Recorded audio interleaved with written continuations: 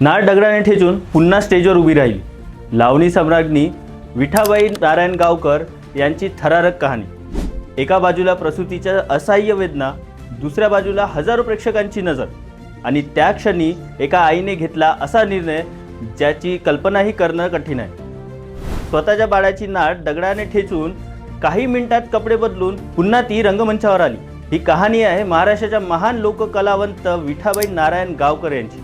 कलेवर जीवापाड प्रेम करणाऱ्या आणि तमाशाला आयुष्य अर्पण करणाऱ्या विठाबाईंना संघर्षाला कधीच घाबरलं नाही.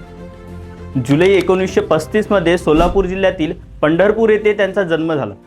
घरातच कलेचं वातावरण होतं. त्यांचे वडील भाऊ बापू नारायण गावकर आणि आजोबा नारायण खुडे यांचा तमाशाचा फड होता.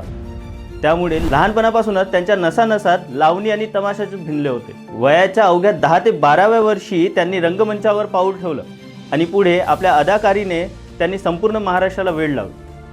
पण त्यांच्या आयुष्यातील सर्वात धक्कादायक प्रसंग घडला तो एका तमाशाच्या प्रयोगादरम्यान. रक्तात न्याहाळी कुऱ्हाड या वगनाट्याचा प्रयोग सुरू होता. त्यावेळी विठाबाई 9 महिन्याच्या गरोदर होत्या. अचानक त्यांना प्रसूतीच्या कडा सुरू झाल्या.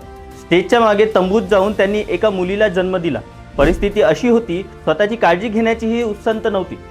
असं म्हणतात की त्यांनी दगडाच्या साहाय्याने नाळ तोडली, कपडे बदलले आणि काही वेळातच पुन्हा प्रेक्षकांसमोर लावणी सादर करण्यासाठी उभ्या राहिल्या.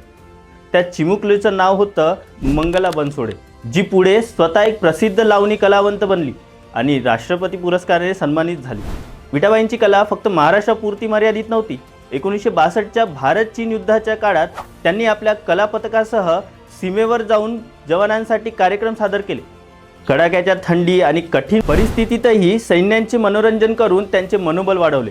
त्यांच्या या योगदानाची दखल घेत त्यांना राष्ट्रपती पदकांनी गौरवण्यात आलं. मात्र ज्यांनी आयुष्यभर लोकांचं मनोरंजन केलं त्या महान कलाकाराचे शेवटचे दिवस मात्र आर्थिक अडचणीमध्ये गेले.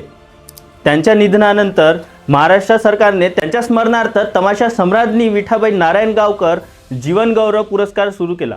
विठाबाई नारायण गावकर म्हणजे फक्त एक लावणी कलावंत नव्हत्या, त्या संघर्ष, जिद्द आणि कलेसाठी जगलेल्या एका युगाची ओळख होत्या.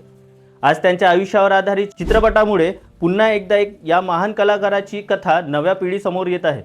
तुम्हाला काय वाटतं? अशा विस्मृत कलाकारांच्या कथा लोकांपर्यंत पोहोचल्या पाहिजेत का? कमेंटमध्ये नक्की सांगा. महाराष्ट्राच्या लोककलेच्या या महान राणीला मानाचा मुजरा.